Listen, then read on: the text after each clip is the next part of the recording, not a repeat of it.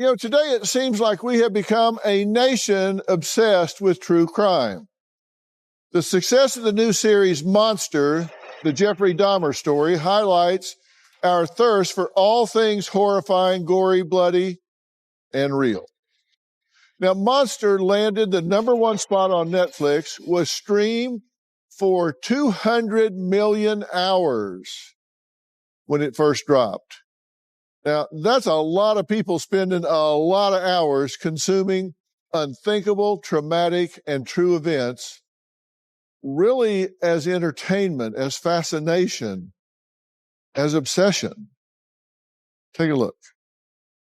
The #1 show on Netflix this weekend was the miniseries on murderer Jeffrey Dahmer. The film reopened some old wounds for some of Dahmer's victims. Actor Evan Peters plays the infamous cannibal killer. This is the actor, and this is the monstrous Dahmer. Dahmer, a chocolate factory worker, lured unsuspecting young men to his Milwaukee apartment where he drugged and strangled them.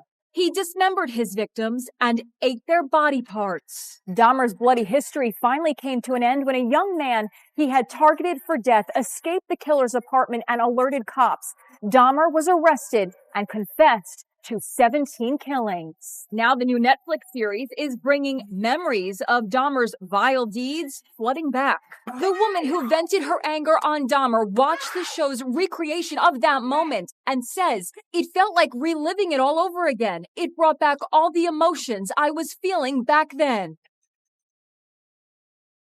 But we're going to discuss why true crime has become such a fascination and how it's really affecting us. But first, angry family members of Jeffrey's victims and some of his survivors say the controversial drama actually re-traumatized them, and they feel it romanticized this monster, Jeffrey Dahmer.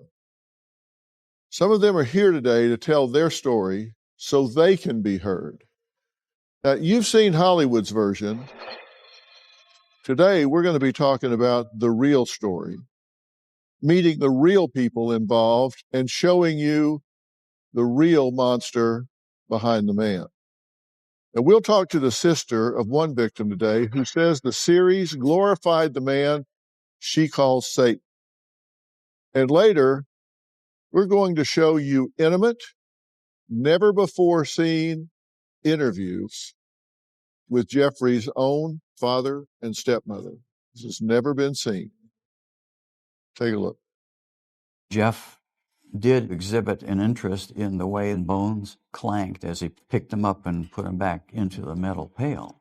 There definitely were warning signs that I missed. He roamed around the country roads where we lived and gathered on his bike with big plastic bags the remains of various animals. And he kept these animals and felt them, explored them, their insides. He was extremely secretive and devious. Now, what you just got a glimpse of is all coming up. But first, I want to welcome two men who say they were victims of Jeffrey Dahmer. The difference is they survived. Preston Davis and Billy Capshaw. Gentlemen, it's so good to meet you. And I mean that at two levels. It's good to meet you. And it's good that you're still here and alive and able to be met, because you now know a lot more about this individual you were dealing with and realize you could easily have been numbers 18 and 19. That's hard to think about. Yes, sir. It's real hard to think about. And it almost happened. You know, I went into the military when I was 17 years old and left home from a place in Arkansas, a little small town. And moving forward, I got to Germany, and there was a jolly guy who introduces me to my next roommate, and it was Jeff Dahmer. That was the first day I was there. Okay, so when you're first there, he Yes. says you're gonna have a roommate. This is him. This is Jeff Dahmer. This is Jeff And Dahmer. Preston, how did you meet Jeff? I actually met Jeff. I was in Germany from 1977 to 1980. I had about 8 months left in country. And my sergeant asked me to train the new gentleman, which was Jeffrey Dahmer. And that was July of 79. He told me that he would promote me to sergeant. And so we were out on a field exercise in Belgium, and I was to train him to be a medic. And the last few days of our exercise, our vehicle broke down. And during that time, I was drugged and raped by Jeffrey. At that time, I had no recollection of it. The following month, we were at a Thanksgiving dinner, and I had actually got into an altercation with Jeff, put him out into a blizzard.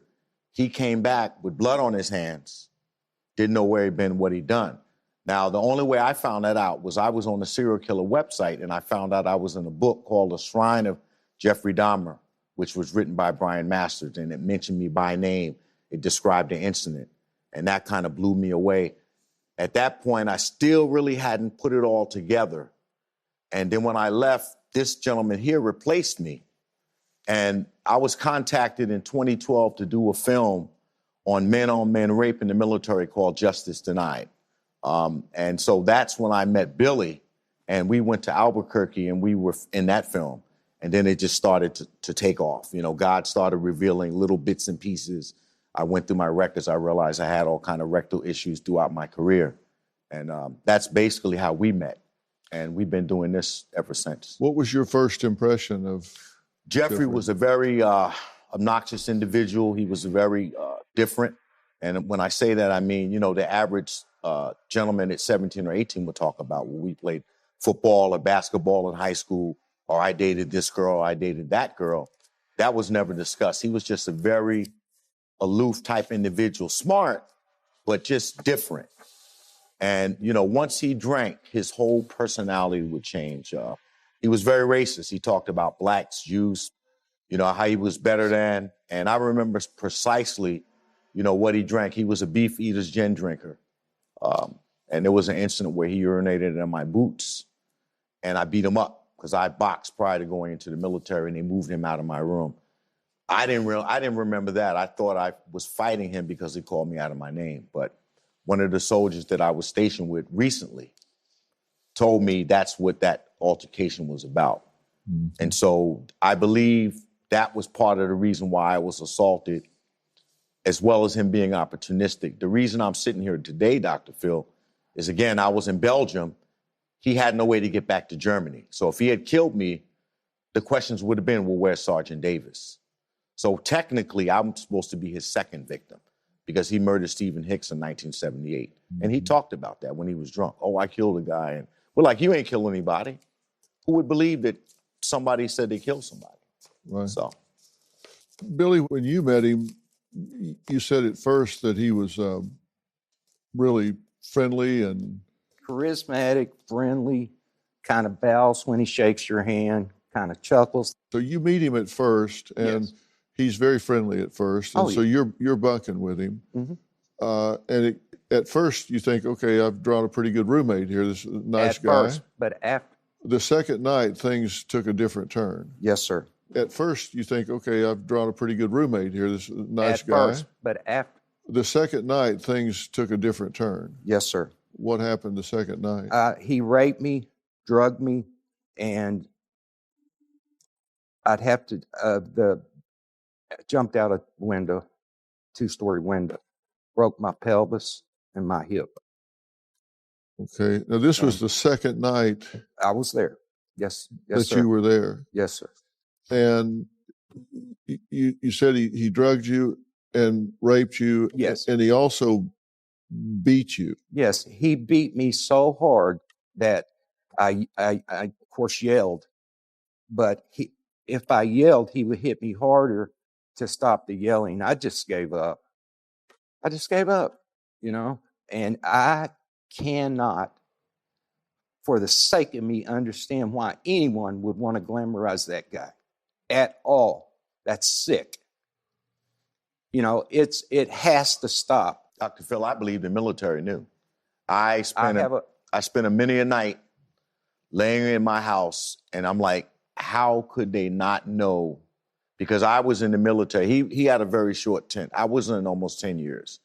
And so, you know, I knew the structure on how it went. You make formation, which is where you're accounted for, where we have all the cooks, whatever. And then you run, you shower, and then you go to your particular job area. This man never made formation. Jeff made formation when I was there. How in the heck could they not know that this man was being tortured? I wrestled with that, and I finally came to the conclusion that everything in this spiritual realm or in the flesh is not for me to know. Something, God knows all. It's not for me to know, because I would have lost my mind trying to figure out how in the hell did the military, they had to know. They did know. They had to know. I have a letter that was written to me about 10 years ago from a warrant officer. He was under investigation for the death of a man named Hans. He was the last one seen with Hans. He who? Jeff. Jeff was under the investigation, I'm sorry, for the murder of a man named Hans. Yeah, they knew. You watched a little bit of the series. What was your reaction? I threw up. Made me sick to think that someone would take advantage of a community, a black community, African-American community, LGBTQ community. All these people that I've been fighting for since I've got hurt. All these people, and then some guy comes in, and I have a better choice of words I can't use on TV, comes in and undermines everything that these people stand for. I think he re-victimized them, re-traumatized them, shamed them, the whole gamut. They call me.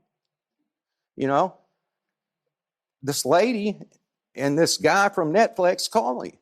I am not doing anything for them like that. And I said, if it's to glamorize them, I'm hanging up right now. And she started to try to explain to me what they were doing. And I got off the phone. I'm not doing it. Have you watched any of it? Yes, I did watch it. I felt it was over the top. They didn't need to present it the way that they did. I think it was insensitive for the way it was done. The majority of people know the story, at least the civilian part of it. I think they glamorized it. But on the other token, I felt that overall it needed to be told, because there are people like myself and people in the audience that serial killers are normal. They look normal, they talk normal, they act normal. And so the public needs to be aware that there are people walking amongst us that are potential killers. They got the character wrong in the movie, by the way. I don't know where they came up with that. I actually watched some of it, and it did trigger me. And, you know, that's not how he acts. Jeff is very charming, very charismatic. He was successful at everything he did in there. And this still affects you today? Yes, sir, it does. I've lost a son over this. A 20-year-old son shot himself because of this. How so? He hated me talking about it. Everybody was talking about it. He said, Dad, would you please stop talking about this? Billy claims he reported Jeffrey's abuse to a nurse and even did a rape kit. So how come Jeffrey wasn't stopped right then? We'll talk about that next. Dahmer was 33 when he told Nancy Glass about his twisted motive for killing 17 men. Not because I was angry with them, not because I hated them, but because I wanted to keep them with me. And as my obsession grew, I was saving body parts such as skulls and skeletons, and eventually I did turn to cannibalism. That man had his hands on both of you. Yes, sir. What's your reaction to hearing him speak and say those things, knowing that he had you incapacitated, drugged, and had his hands on you? I really suffered once I realized what happened to me, survivor's guilt. I basically suppressed my feelings with drugs and alcohol for a while. It's a miracle that I'm still married. But I blame myself for what happened to Billy because I didn't remember. And I remember when I met Billy and Billy had told my wife what happened, and my wife asked Billy, how could he not remember? 30 years, Dr. Phil. I did not have any inkling what happened to me. When he got caught, I didn't realize what happened to me. I was actually watching a show on serial killers in 1992 in Virginia, and what cued me was they showed the patch. We had an 8 on our uniform, and at that point, I still didn't realize I had been raped, but I realized that I had been stationed with him. And so it was years later that I realized what had happened to me, and it just kind of blew me away, you know. Well, Preston, he says that he didn't commit any crimes out of hate, but you said you sensed racism and hate spewing out of him. Yes. I was not afraid of Jeff. I actually knocked Jeff out because he urinated in my boots, and they moved him out of my room. And that was early on when I met him in probably July or August of 79. So he was definitely a racist. Mm-hmm. But it's not for me to say, you know, I'm not going to play the race card and say he was, you know, it was white privilege. But that's something Billy. It was white privilege. Yeah, I agree with that as well. The charisma, the good-looking guy from Wisconsin, and he played all these people. And he's lying in that interview. He's lying. He was a practiced liar, practiced manipulator, practiced everything. How can you get like that young? He would rape and beat you continuously, all the time. How many times a week? I wasn't counting, sir, but I will tell you it was more than 5. It was more than, it depended on how much he drank. I actually stole his money out of his wall locker while I was doing that. I found ketamine bottles. I was a medic as well at 17 years old. I found ketamine. I found lorazepam or Ativan. He kept you injured. He broke your hand. He broke your foot. Yes. He stabbed you. He stabbed me. I think we counted 30 times. And this actually is a fingerprint right here. Mm-hmm, I see that. I'm grabbing here and choke. He stabbed you 30 times. He said that he was going to take my prostate out. I was tied up at the time. He had given me something IV, which as medics we had, access to all that stuff. You're in the military. We're in you the had military. A rape kit done. You would never think that this would happen. You told a nurse you had a rape kit done. Right. What happened? She threw it away. And I communicate with this nurse all the time. She's in a VA healthcare. It's a senior or a VA. She's been in there since 1984 or 5. Yeah. Institutionalized. Institutionalized. Yeah. So somehow or another, she threw it away. These guys need to understand, Ryan Murphy and all these people who develop this stuff need to understand that's what happens. I'm lucky I didn't kill myself. I attempted suicide 3 times. I was going to kill him, okay? I wanted to kill him.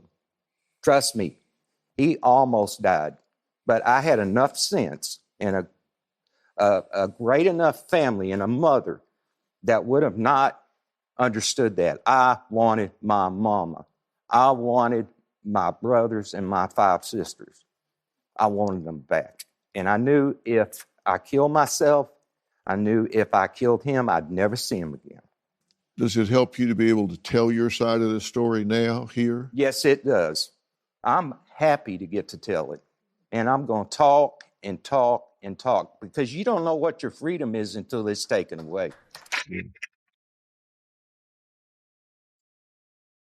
You said you were afraid to report this. What do you think would have happened if you had said this? My own people would have killed me. They would have. Your unit? They would have, yes. Yes. Yeah. Back then, you were not allowed to be gay, and that was the first thing they would have thought. I didn't tell my own father, okay? My mother knew it already. I was going to a psychiatrist and nobody even knew. And, it's just hard, the shame that you get from a community. They both think there may have been other victims in Germany. Jeffrey Dahmer returns to the base one night with blood on him, and it corresponds with someone going missing, which they find out a bit later. Plus, we're going to meet the sister of one of Jeffrey's victims who came face to face with this monster in court. She said she is sickened by how the Netflix series glorified the man who she called Satan. That's next. Well, I'm back talking with two gentlemen that intersected in their lives with Jeffrey Dahmer, Preston and Billy.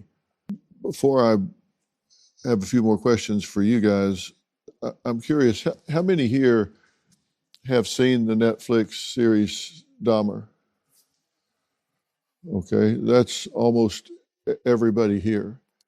As graphic as it was, I think sometimes if the focus is on him and not the tragedy, pain, and suffering of the victims, this affects the two of you for the rest of your life. And you say you were beaten and tortured and raped time and time and time again. You say you've had rectal issues throughout your life. You had your hands broken, foot broken, feared for your life, reached out for help. No one listened. The pain you endured night after night. And you guys do believe that he was going off base and victimizing others. He did show up covered in blood, with blood on him. Yeah, he had so much blood on him that when he took his clothes off, he had to peel his clothes off. That's Peel how them much off. peel them off. Because they were stuck to him with blood? They were stuck to him. He had been out. He had been gone all weekend. I mean, how do you show up covered in blood and Right. everybody goes, hey? Because you're not going through a lot post, like if you were to go to like a Fort Hood or another base, you may have to go through a gate. Baumholer was an open community, and you just come right up into the road, park your car, and go into the barracks. You have one person, we call him a CQ, charge of quarters. You could very easily cover with a coat. You know, going back to 1979, and we just recently figured this out. 1979, when I talked about where we got into an altercation and he came back, that was November 22nd, which was Thanksgiving. Erica Hanstoof had been missing approximately 5 days. They found her body on November 30th. So with Jeff coming back with blood on him, we surmised that he murdered her. That was within that time frame. Hans, that was murdered, I knew personally was a German national because we used to get together and play cards on the weekend. His murder took place after I left Germany, as did the Pond Man. So Billy could expound on those two individuals. Yeah. But he definitely was killing in Germany. Well, Rita Isbell is the sister of one of Jeffrey Dahmer's victims.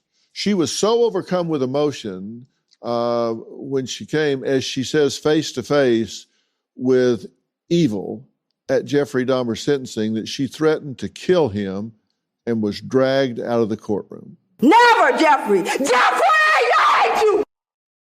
I hate you! Something's out of control! Don't me, Jeffrey, I'll kill you. You gotta look at me! I kill you! That's real. Rita Isbell, the sister of Errol Lindsay, joins us now remotely. She says watching portions of Monster on Netflix left her feeling like she was reliving her worst nightmare. Rita, it's an honor to meet you.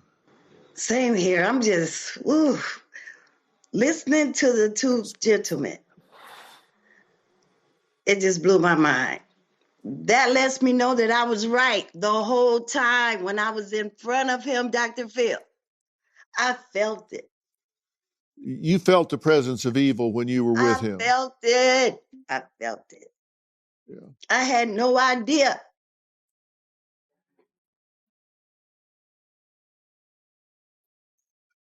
I'm sorry. No, it's okay. It's okay. Just talk through the tears. What did you feel like? What did you feel a presence when you looked him in the eye? I was face to face with Satan himself. All through the trial, they were trying to portray Jeffrey Dahmer as being insane and out of control, and you didn't buy that for a second. No, You thought this was purposeful, intentional, and he knew exactly what the hell he was doing. He heard the two gentlemen. Yes. He started out with them and brought it on to Milwaukee.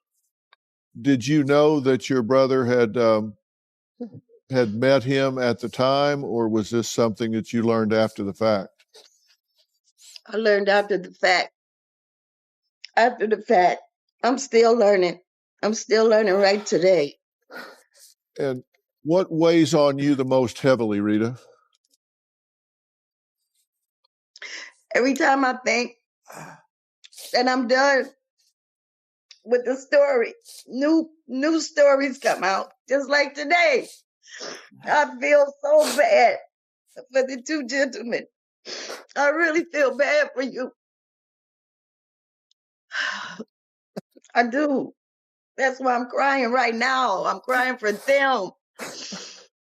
When you think about this, do you think about Jeffrey Dahmer, or do you think about what your brother went through? What is it that haunts you the most? Well, 31 years ago, the time has passed, so I was kind of dealing with it. But since the movie came out, and the way he told the movie and showed the movie and lied about him contacting us, he didn't contact none of us. And he said that he did, Ryan Murphy. He did not contact you or anyone in your family? No. No.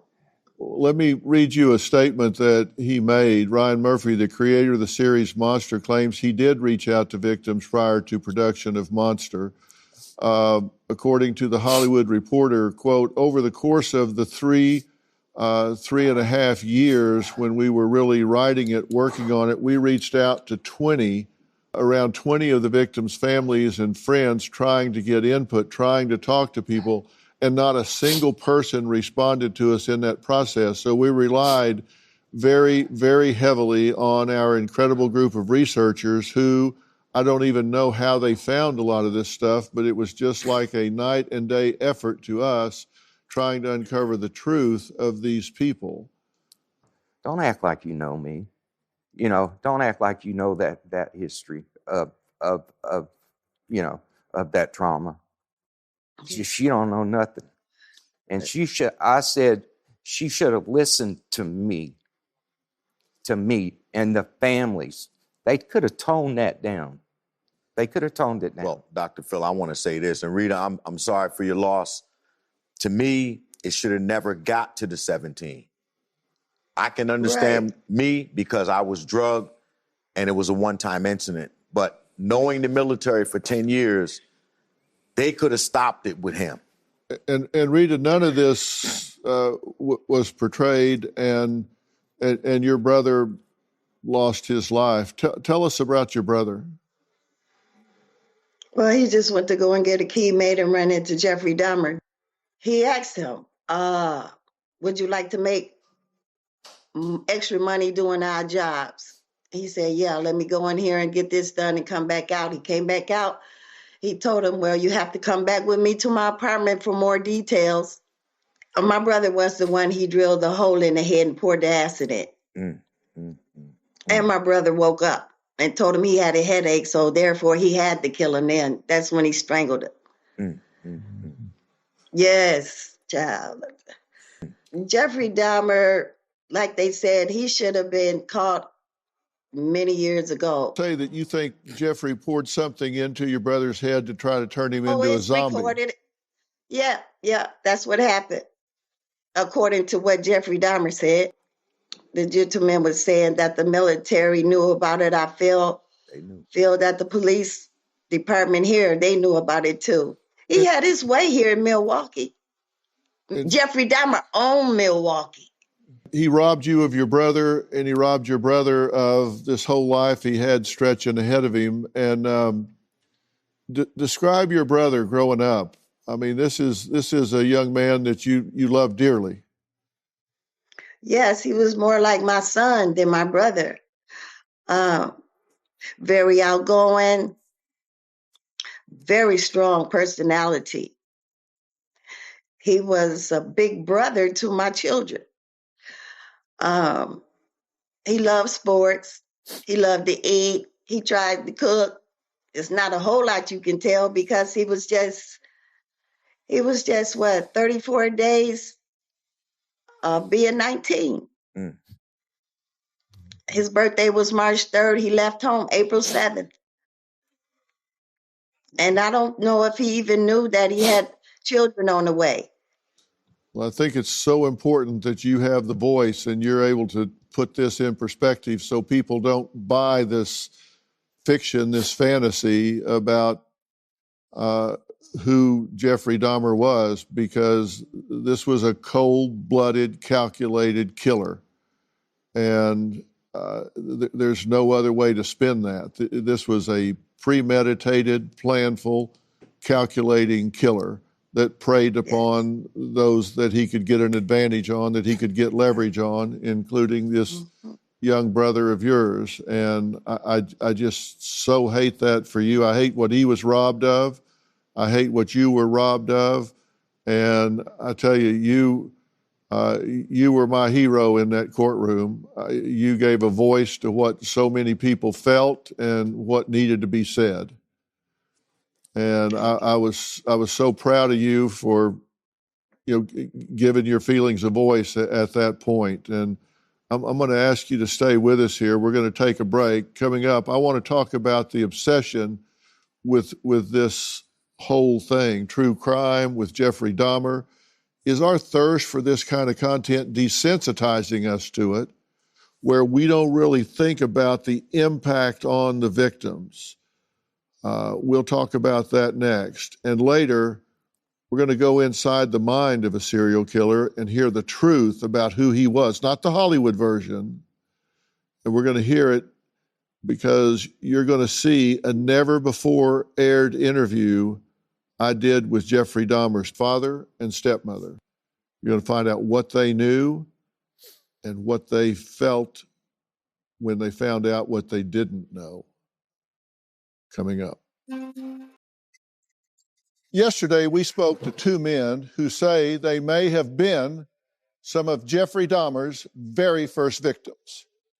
They say the Netflix series Dahmer, Monster, the Jeffrey Dahmer story, made them physically ill, and that what people watched as pure entertainment was a hell they did not want to relive. The surviving victims of Jeffrey Dahmer and the family members of those he killed want the world to know what the man they say was an evil monster was really like, not the Hollywood version.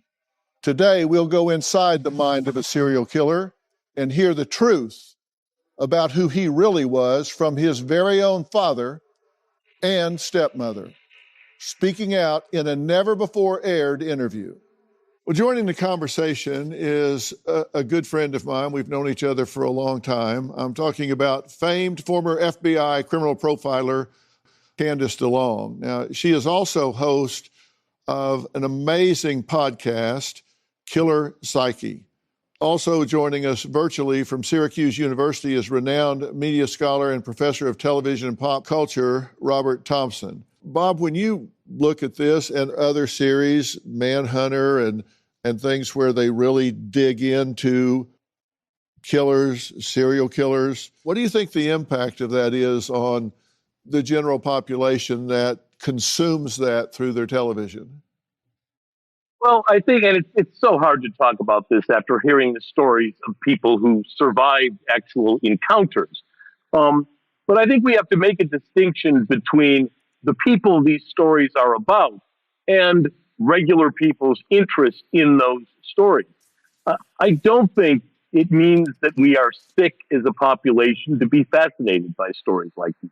We go through life with an idea of what's ideal, the way the world should be. And when we encounter the real heart of darkness, something that completely goes against anything that we think is right in humanity, in the world, it is fascinating. And I think there's a difference between the people who make these, the people who watch them, and the people for whom they're about.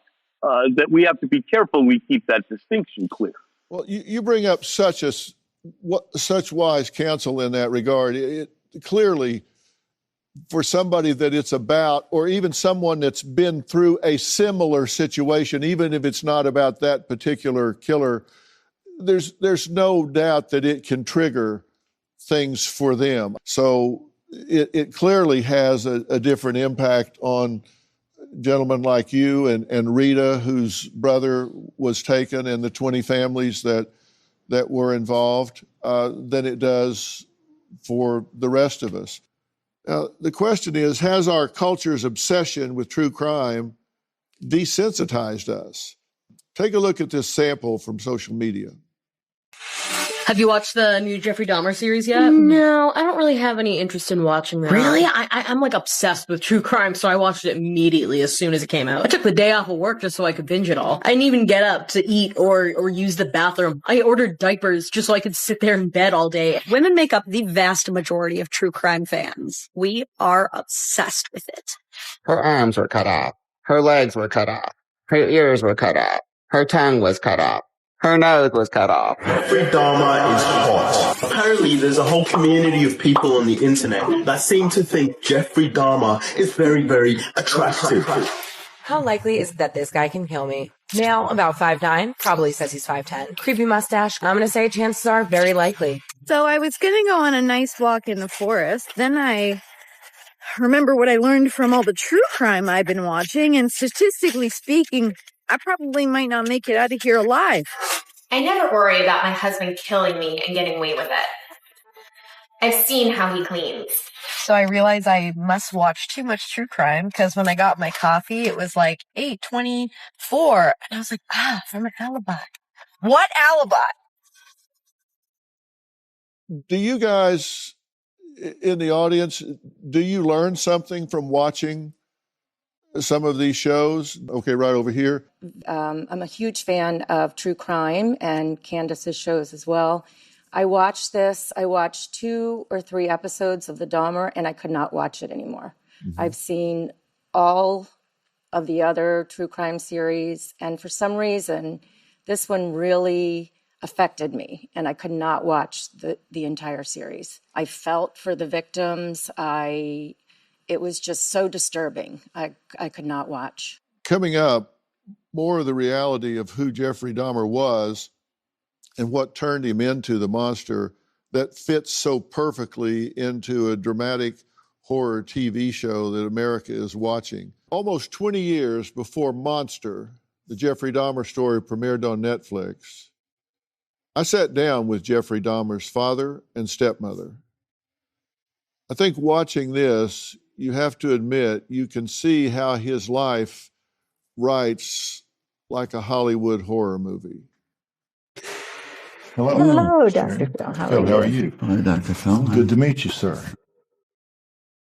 How would you describe Jeffrey as a youngster when you were growing up? Excuse me, doctor, if you don't mind. We don't know. We don't relate to Jeffrey. Okay, Jeff. He's Jeff. Okay.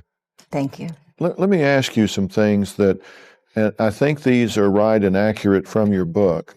I understand that hindsight is 20/20, so I'm sure that these things will look different now.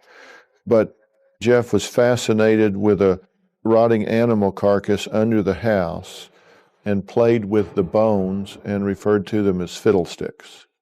It was a terrible smell, so I went underneath and cleaned it out, the smell of the skunk, and cleaned out whatever else was under, cans and bones, and collected them all. And Jeff did seem to exhibit an interest in the way they clanked as he picked them up and put them back into the metal pail. He just laughed at it, the sound of it, and that was it. It was said that he had even impaled a dog's head on a stick. And this, again, is something you only learned about in trial. The trial. I asked him about that, and he said that it was back in the woods, 2 neighbors away from us. I saw a picture of it. So he admitted that that was true. He said he found this dog. I don't know if it's really true, to be honest with you, but he told me that he found this dog, that that he decapitated and put on a stake. And do you believe that there were warning signs that as a father you should have seen? If your kid is going around collecting dead animals, cutting them open and exploring them and that sort of thing, how do you not know that? Well, as I said, it's heavily wooded, very rough terrain, and there are a lot of hiding places. He was extremely secretive and devious. Candace, what's your reaction to how they're describing him and his early behavior? Considering what eventually happened and what they became aware of that he did as an adult, then looking back, certainly if it were me, my gosh, why didn't I do something? That is not normal for an 8, 9, 10-year-old boy to be fascinated with dead animals, body parts, laughing when they dropped at the sound of a bone clanking when it's dropped. I know you know this, Phil, the 3 big red flags: fire setting for the purpose of enjoying the fire, not just playing with matches, bedwetting, and I don't mean an occasional accident. I mean, sometimes we know that troubled teens may have what's called enuresis, the clinical term, bedwetting, several times in a night. And then the third and the most severe is animal torture. So fire setting, bedwetting, animal getting, what we say in the profiling world. And if any of those things are going on, don't encourage it and get the child into therapy. How do you guys react knowing that you were dealing with somebody that is this demented and that was percolating years before Billy, for example, he's raping and torturing and terrorizing you several times a week, that this is something deeply ingrained in a very strange individual. Exactly. I wanted to stop him so badly that after I got home, he showed up at my house, but I ran from him. Now, I think that was in 81, around Thanksgiving. And, I ran from him again. And then I had something in my head. So I called his father and asked if he was there. I was going to take my mother's car and drive up there and take care of the problem in Ohio. That's what I was going to do. I didn't do it, but that's how I had planned it in my head. And, Jeff was a Jekyll Hyde kind of guy. When he attacked, he never said a word. It was unexpected. It was so fast, within a millisecond, and it just, it just needed to, I felt after what he did to me personally, that I was going to collect that debt. I wanted him dead. After he got killed, I wanted to make sure that I knew that body was dead. It's you don't let your kid play with dead animals, not your adolescent kids or not your little kids. That was a mistake on the father. So, Dr. Phil, my take on it is Mr. Dahmer has his culpability in it, because, not saying that uneducated people are any less inclined, but he's a physicist. Mm-hmm. He's educated. And so to piggyback off what Billy said, you don't encourage your child to dissect. I mean, it's different if you're in school and it's a group thing and you're doing a frog. We're talking about dogs. We're talking about roadkill. I told you, I've actually called Lionel Dahmer after I realized what happened to me shortly thereafter. And I said, I'd like to talk to you because I wanted to try to get a perspective of, what went on with Jeff. How could you not know what took place with him? And he blew me off.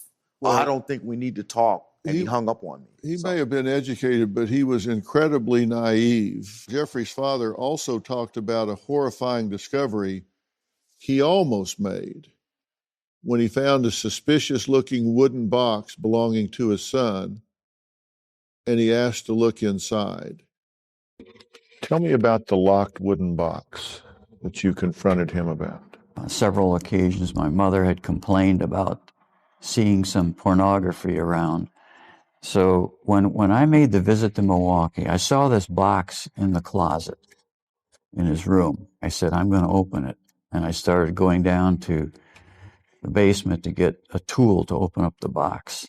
And he kept complaining that he couldn't even have 1 foot square of his own property to do with what he wants. And I said, I'm going to open it anyway, find out what's in here. Because that's what I thought it was, something related to pornography. And in fact, he convinced me to just wait till tomorrow, Dad, he said. And I'll open it for you then, but just don't do anything now. I don't want to disturb Grandma, because she was in a nearby room and she heard all this commotion that I was going through with Jeff. And so I'm in a way I'm glad, but in a way I'm not glad that I didn't press it, because if I would have opened that box and found what was in there, I think I would have lost it. Then the next day he opened it and he said, see, this is what it was. And in fact, he had stuffed some pornographic magazines in there. But we now know the box contained a human head. Yes. And it would have stopped. And I said, well, what would you have done, Jeff, if I'd opened it? And he said something like, the jig would have been up. Just something non-emotional, non-committal. More lives would have been saved.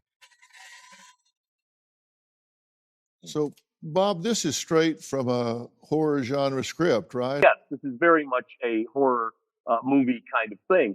The big difference is in horror movies, whether it's Michael Myers or Freddy Krueger or whoever, they kill fictional people, and those fictional people have fictional relatives. Here, we've got a story which has affected all kinds of people who are still alive and who are still able to see this.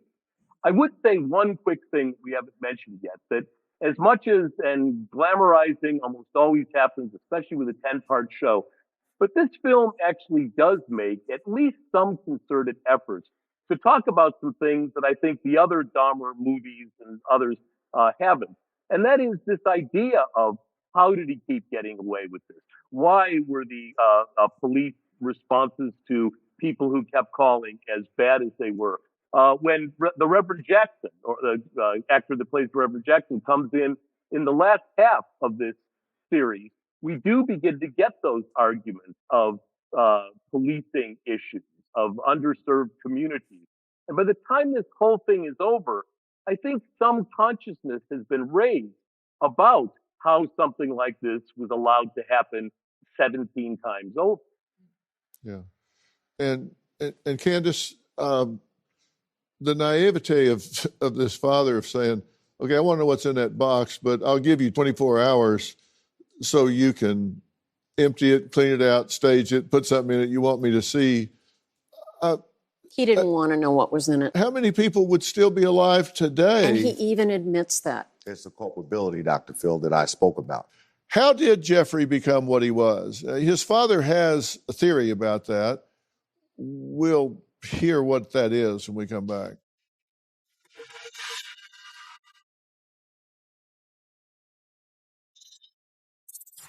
I started having these obsessive thoughts when I was about 15 and 16, and they got worse and worse. What were your fantasies about?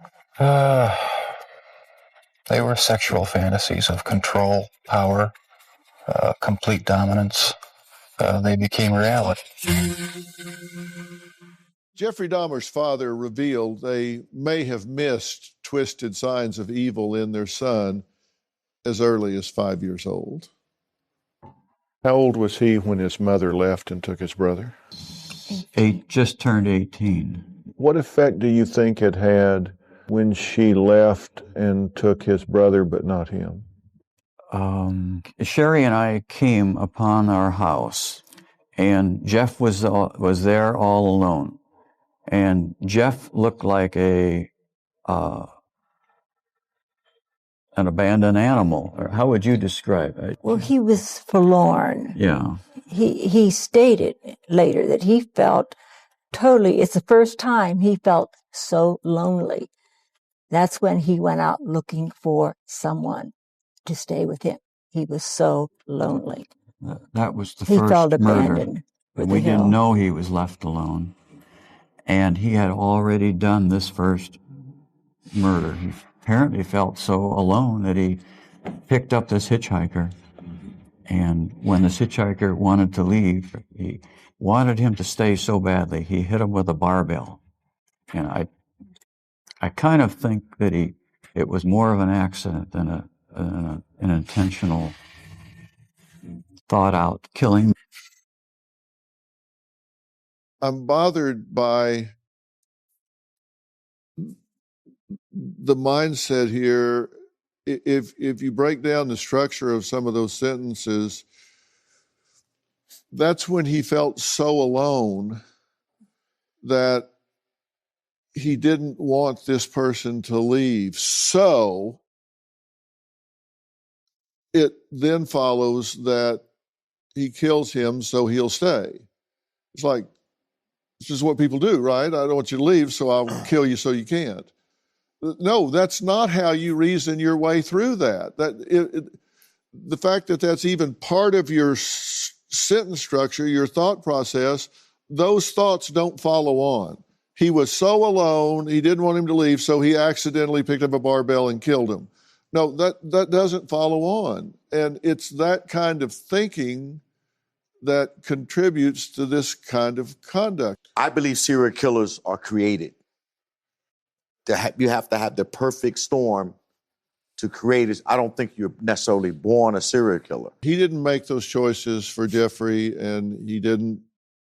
I don't think if he was going to check a box about what he wanted his son to become, he would do that. But you have to be incredibly naive and then start framing stuff up in a real dysfunctional way to think and talk about the way they're talking about it. So how did Jeffrey become what he was? How did Jeffrey become what he was? You don't just go from being a normal child to doing what he did. His father has a theory. Let's hear it, and then I want to hear from Candace.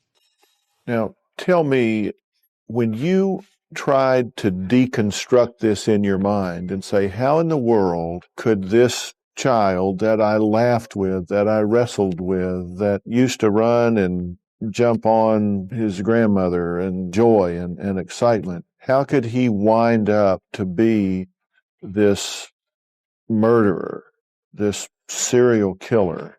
I thought that he, at some point in his age 12 to 14, when he was coming out of puberty, his sexual engine, so to speak, was in high drive, and he was touching the insides of these animals, that he just sort of got hardwired neuronally into connecting the sexual pleasure with this type of activity, entrails, insides of bodies.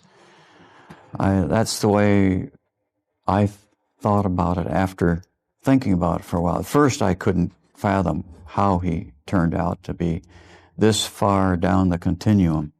I mean, we're all on a continuum. We all do bad things. We all sin. He was at the extreme of this continuum. I couldn't at first understand how he could have done those things. Did you ask him? Did you say, Jeff, how in the world could you make this okay in your mind? I was concentrating mostly on getting him into a psychiatric hospital. I didn't ask him that specifically, but I did tell him, Jeff, we've got to find out how on earth you could have done these things. Well, Candace, unpack that. You think serial killers are created. And what we do know, there is a clinical disorder, antisocial personality disorder. And it pretty much speaks for, antisocial, and it's a personality disorder. I call it a chink in the DNA armor. It's there. For example, if you're blonde, you're blonde. You can color your hair dark, but your DNA says you're a blonde. Antisocial personality disorder can be broken down into two categories, psychopath, sociopath. The simple way to look at it is psychopaths are born. Sociopaths are made. Now, having studied hundreds of people that commit horrible crimes, serial killers or mass murderers, things like that, and going back into their childhood, a lot of them that would be and have been diagnosed as sociopaths, so that side of the umbrella, had horrible, gruesome experiences as children. And then on the other side of that is what appears to be Jeffrey Dahmer, despite the fact that his parents argued a great deal and his mother had her problems, did not suffer beatings from his parents, did not suffer, wasn't locked away in dark closets, wasn't starved. We know these things that I just described do happen to some children. Many of them survive it without becoming killers themselves, but some of them don't. I haven't been able to put my finger on anything in Jeffrey Dahmer's childhood, his upraising, that would lead me to say, that's why he became a serial killer. I think there was, my expression, a chink in the DNA armor. As they grow older, get more experience, they learn to be cunning, they learn to be clever. Jeffrey was manipulative. That was the hardest part of the series for me to watch, and I couldn't watch the last few episodes. Seeing how he manipulated the police into, no, this young boy, he's my boyfriend. He was naked and he was bleeding. And the police went, okay. And the woman that lived next door, the police would not listen to her. That made me sick. But it's important to know, people that can become serial killers start learning how to lie and manipulate when they are very young, 5, 6 years old. And watching these videos of Lionel, Jeff could do no wrong. Clearly, this is a phenomenon. True crime is a fascination of people. Is this all bad, or is there an upside to it? I do not think it's all bad. There is an upside. And the upside, I believe, is there's something for potential victims to learn, listening to these stories, watching these stories. Let's put the glorification over here. What can be learned? And when I was a very young psychiatric nurse in my 20s, and I worked in maximum security at Northwestern University Hospital. And I found myself one day sitting across the table from a young man, a teenager, who had been admitted to our unit for 30 days of observation and treatment. He had murdered his mother.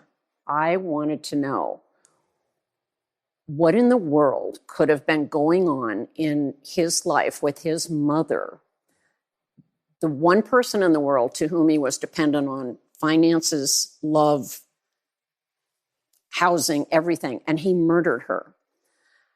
What went on there? What was wrong in that relationship? And I thought, the more I knew about him and how that happened, then I would be able to handle things like that in my future.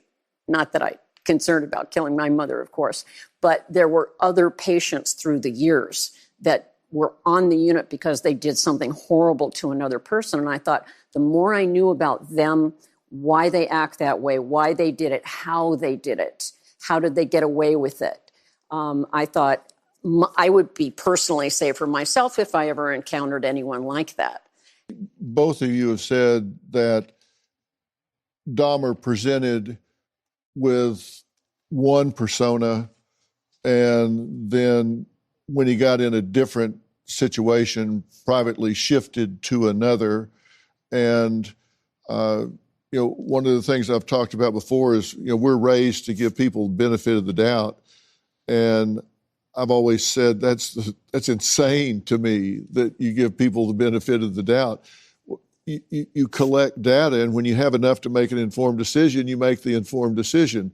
And what you're saying is this alerts people to the fact that there's a makeup for these kind of people, and you learn by watching what they do, how they do it, how they manipulate, how they control, all of those sort of things. And if you can look through all the television magic and look at the patterns, there is some instruction there that people can learn from. Do you learn something from watching some of these shows? Okay, right here, front row. Hello, my name is Trevor Roll.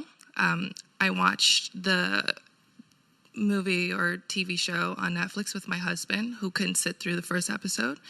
But unluckily, I felt bad now because I forced him to watch it with me.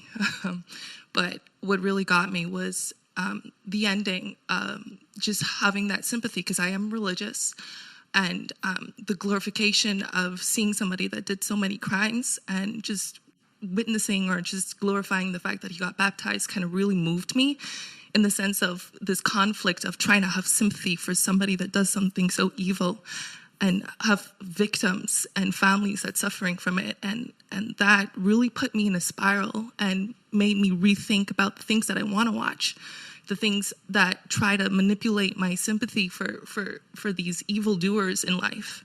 Well, coming up, Lionel says he forgives his son and wants victims too as well. I'll get Billy and Preston's response to that next and talk about something that kind of underlies what I think's going on with Jeffrey Dahmer.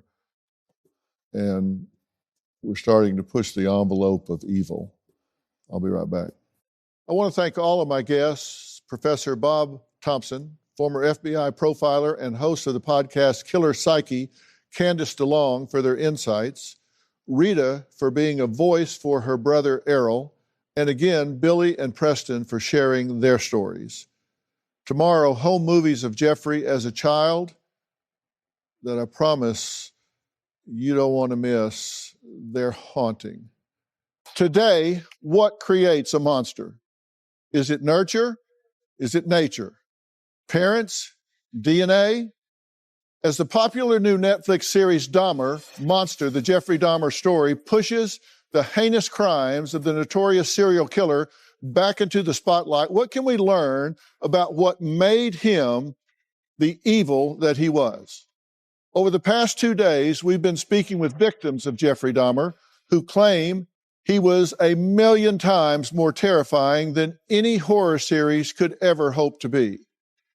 We've also been hearing from Jeffrey's parents, his father and stepmother that was involved in raising him, about his disturbing behavior.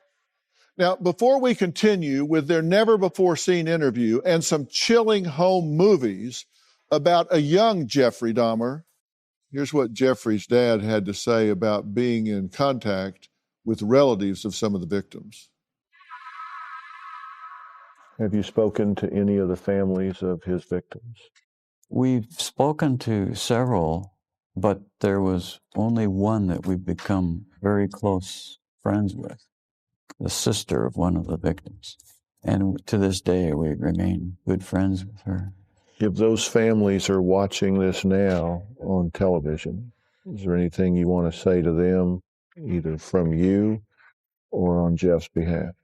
Well, I'm extremely, very, very sorry that it happened to their loved ones.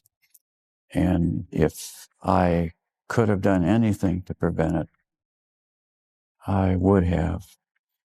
And I would ask them to forgive Jeff for what he did,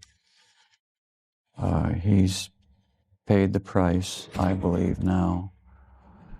That doesn't lessen their hurt, but ask their forgiveness. Like Teresa said to me, Lionel, I forgive. When he was murdered, Teresa said to me, Lionel, I forgive Jeff. Do you forgive him?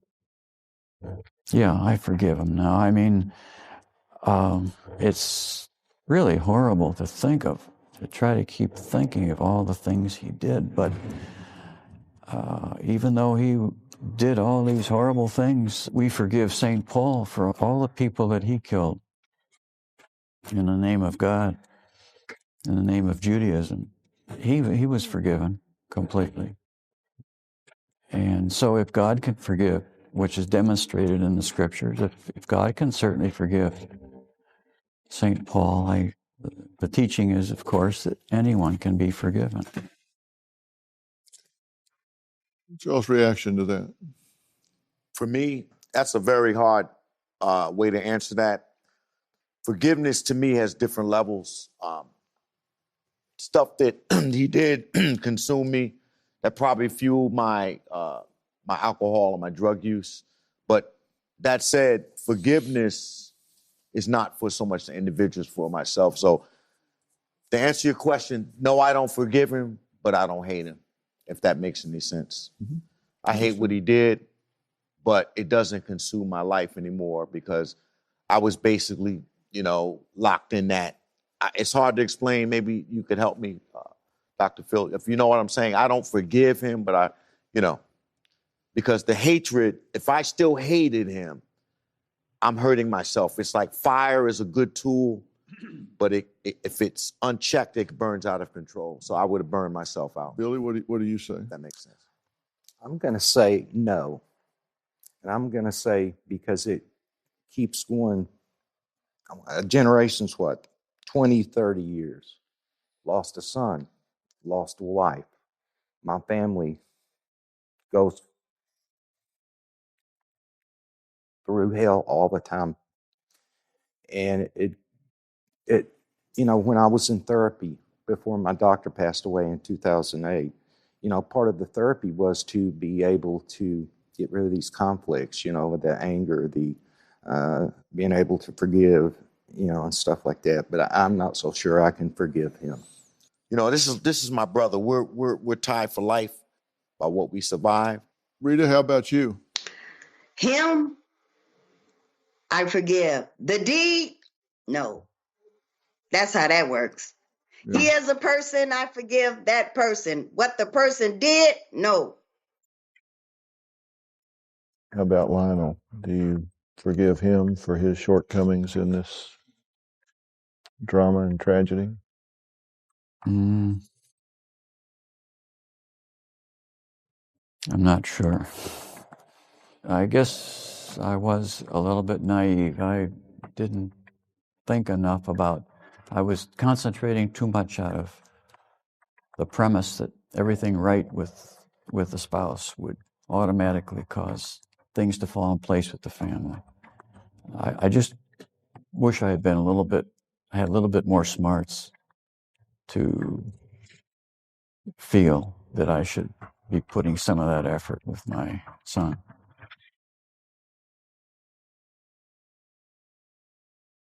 Preston, Billy, do you blame these parents for missing all these red flags? I blame the father. I can't forgive. Do you blame them for missing the red flags? Yes. Yes, I do. I blame him for a whole lot of things. I'm sorry, I can't help it. I mean, it's okay. My son, I love my son. I love my wife. I love my mama. I loved my family, and he threw a wrench in it. And his daddy, and I feel like that he knew something was wrong with Jeff. And he tried to put him in the military even to get rid of that problem. And it's a domino effect. And and if I haven't said so so far. I do want to say I'm so sorry about your son. Really. Now look at me. I'm not saying that casually. I'm really sorry about your son. Lionel and stepmother Sherry told me they were filled with guilt and shame about missing those red flags. Take a look. Do you think, in retrospect, that there were red flags, there were warning signs that you missed? There definitely were warning signs that I missed, but I didn't believe it, or it's hard to believe. It really is. I'll give you one example. When he was about somewhere in the 11, 12 to 14 age range, he roamed around the country roads where we lived and gathered on his bike with big plastic bags the remains of various animals, foxes, small dogs, animals that had been killed on the road, and took them back home. And ours was extremely heavily wooded lot, a very rough terrain, where he did, as I found out later, at the time of his so-called insanity trial, found out for the first time there that he did this. And he kept these animals and felt them, explored them, their insides, their entrails, and terrible things like that. Although I've had friends who have told me they've done the same sort of thing, but that would have been a red flag. Dr. Phil, that's a bunch of bull. Okay, he knew. He chose to look the other way. There's an old saying, you're either part of the problem or you're part of the solution. And then he tries to dismiss it. He 90% of what he just said was all these horrible things he was unaware of Jeffrey was doing. And then he wipes it away by saying, but then my friend said they did it too. Right. Well, okay, kids are fascinated. They, see a dead animal. What is that? And but you don't play with it and you don't bring it home. And you don't put your hands inside Of course a dead animal. He said, but I have friends that do. Is there anybody here that has a friend that puts their hands inside a dead animal? Now, Lionel shared home videos of Jeffrey and spoke fondly of his son from his early years. Now, perhaps that's why he had a hard time seeing the evil in his son. And I know evil is a big word, but there are certain circumstances where it just fits. Anyway, take a look at this. This shows Jeff at a very, very early age. He had such a sweet disposition, sweet baby breath, and he was always happy. Christmas time was always a very happy time. It was a time when there were no real arguments. Jeff was always happy at Christmas time because there was a lot of things to eat. Easter was always important to him because he got his chocolate bunny. Thanksgiving was always spent with my family, and there was always a lot of love and attention given to Jeff. Jeff would always run towards me and jump in my arms. I would frequently carry Jeff on my shoulders or ride around on the handlebars of my bicycle. At this point, he's less than 7 years old, and he didn't go into his period of shyness until that point.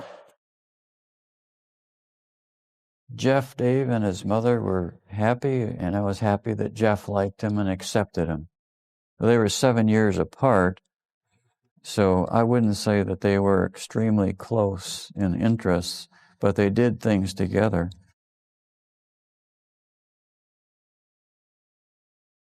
Jeff really loved Frisky.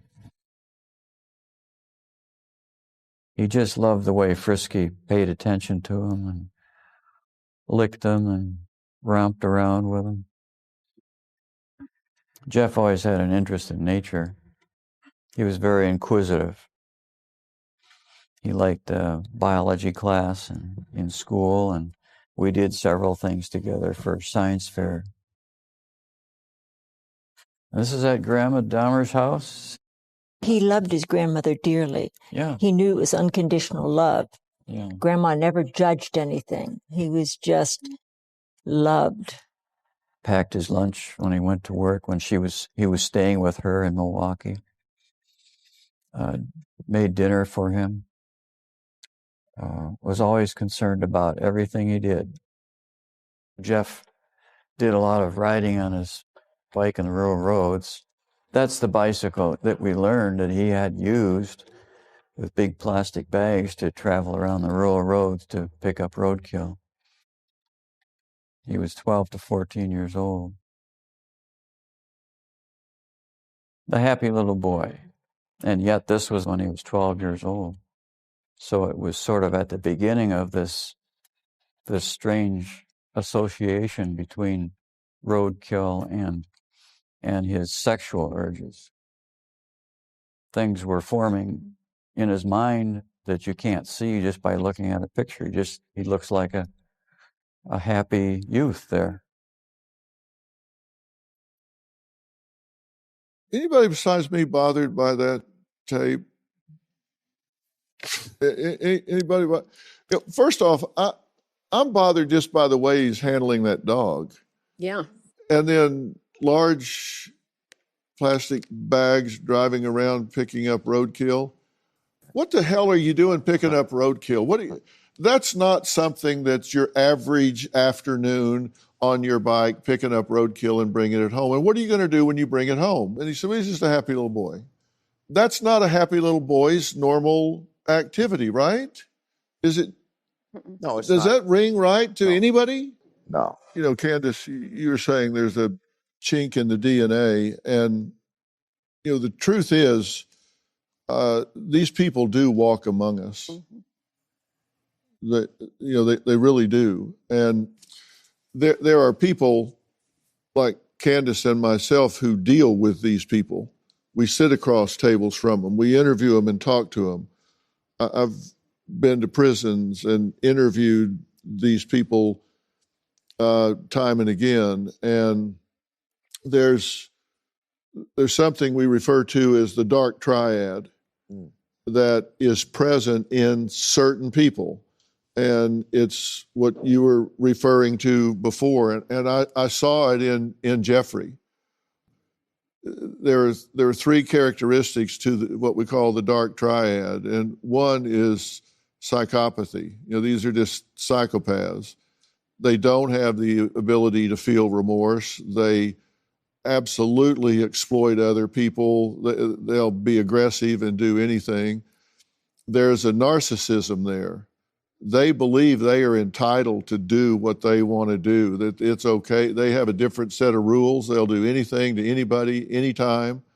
And there's a certain Machiavellian characteristic to it. It is a dark, sort of evil kind of force about them. And when you put those three characteristics together in one person and then give them opportunity, you're going to get bad results. And do we know exactly how they're formed? We don't, but we can identify a path that most of them have been on. You look at these childhood experiences, they're often there, torturing small animals, setting fires, bedwetting, family trauma early on. You know, I said this can border on actually going from a psychological characteristic to evil, for lack of a better word. And that's just the quality of being morally bad, wicked, intentionally causing harm, misfortune, disaster, or calamity. And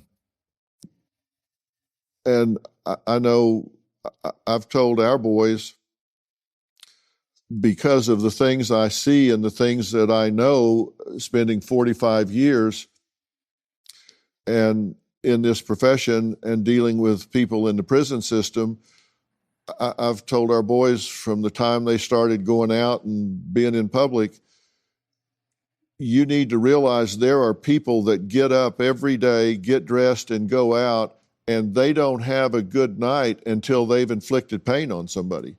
You need to realize you may encounter people like that, and you have everything to lose and they have nothing to lose.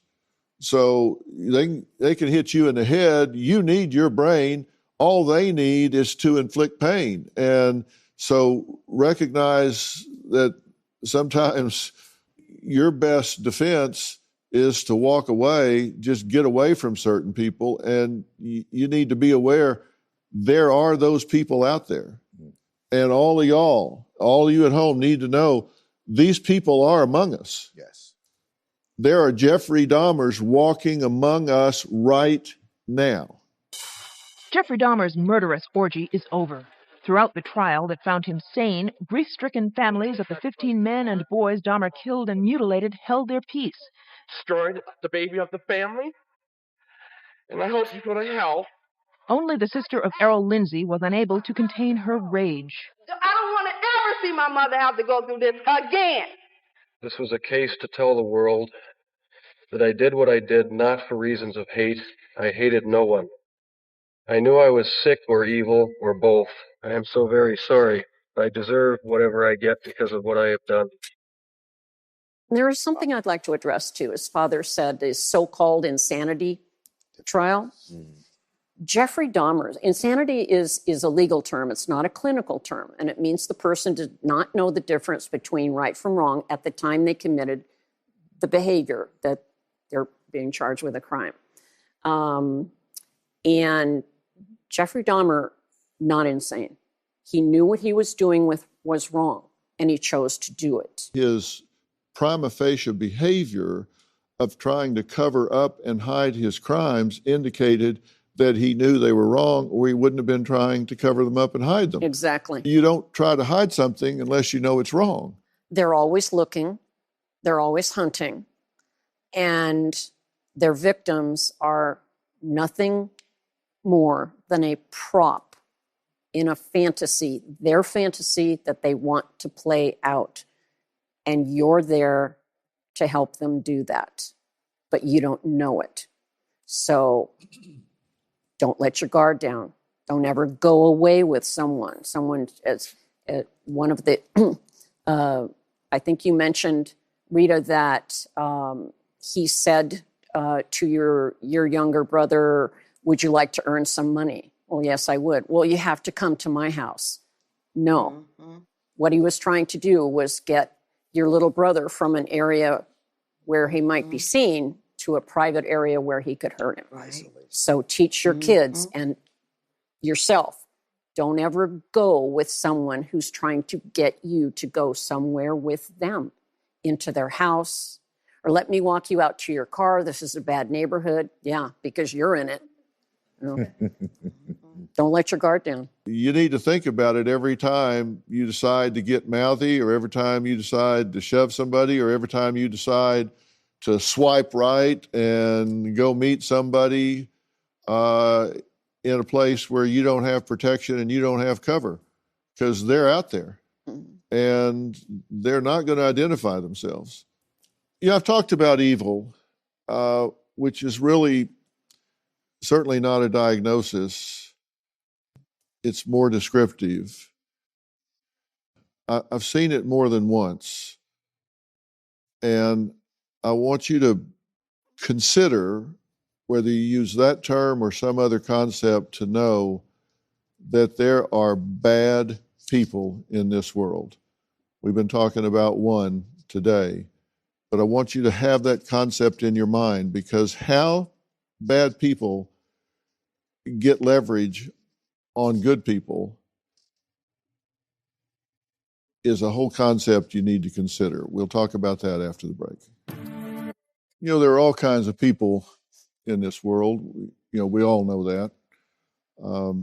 I've talked today about the fact that we have all sorts of diagnoses for people, as Candace was talking about.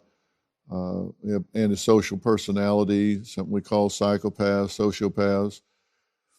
And from time to time in the last 45 years, I've encountered people that I thought transcended all the labels that we had and rose to the level of just being pure evil.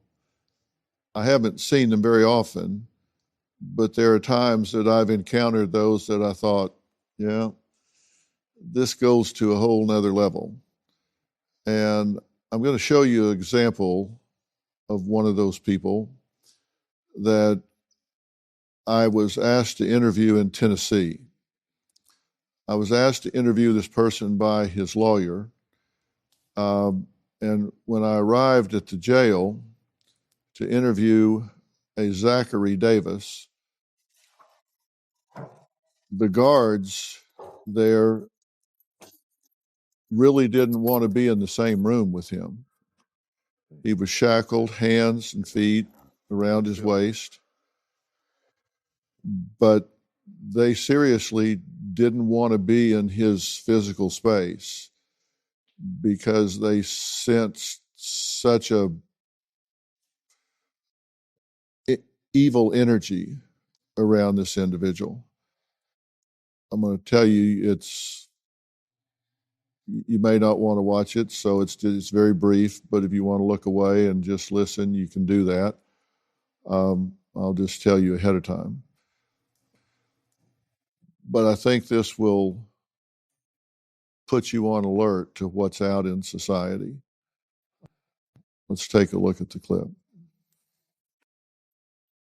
Did you kill your mother?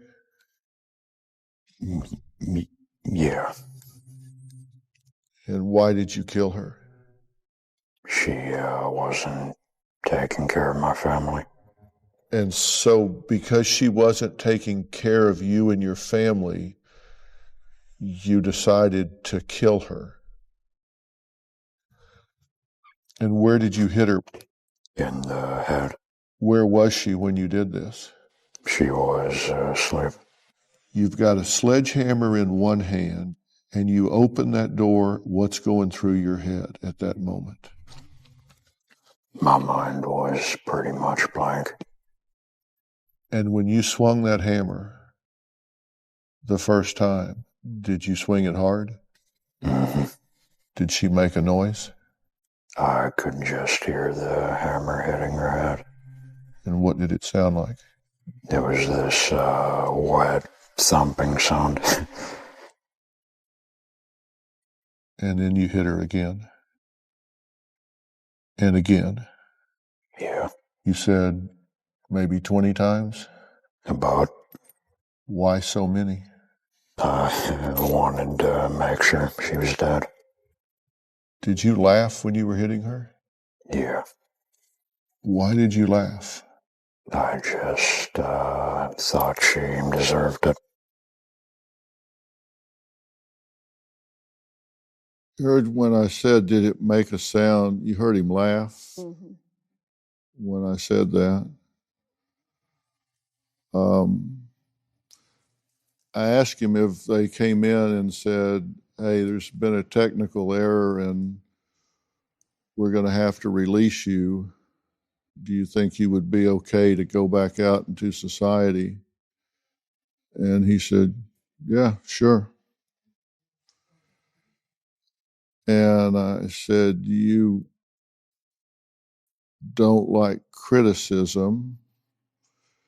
What if you had a job at a grocery store and the manager came by and criticized what you were doing? What would be your response? He said, I would probably take a can of green beans and smash his head in until he was dead. And I said, but you think you're good to go? He said, yeah, I'm good.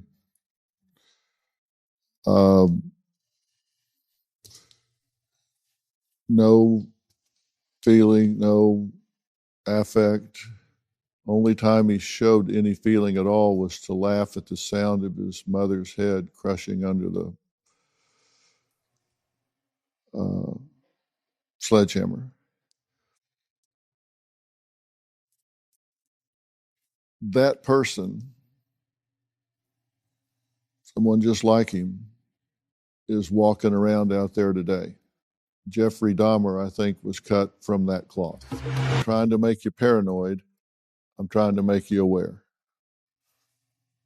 Just be aware. Tell your kids, tell yourself, just be aware. There are those people that are that way. Fair statement? Yeah. And maybe they'd be caught, maybe they won't. But we have to be situationally aware. That's all I'm saying.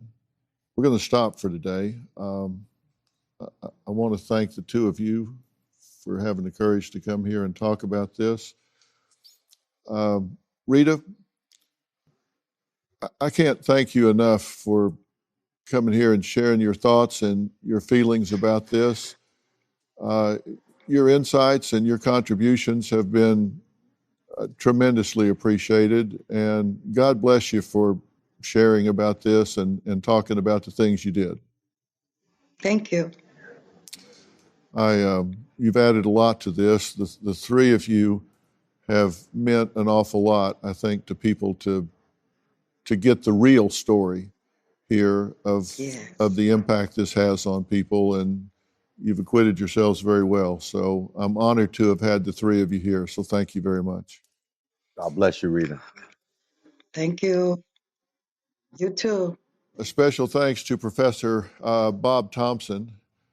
And as always, to my good friend, former FBI profiler and host of the podcast Killer Psyche, Candace DeLong. And that podcast, by the way, Killer Psyche, is really instructive. And it's also extremely, it's informative, it's instructive, it's compelling. And I really encourage you to subscribe to it, download it, and listen to Candace Wisdom. She's a former psychiatric nurse. She brings that to the table, plus 20 years as an FBI profiler with some astounding case backlog to talk about, many that we've dealt with here on the show. So it's Killer Psyche. It's a Wondery. And I hope you'll take a look at it.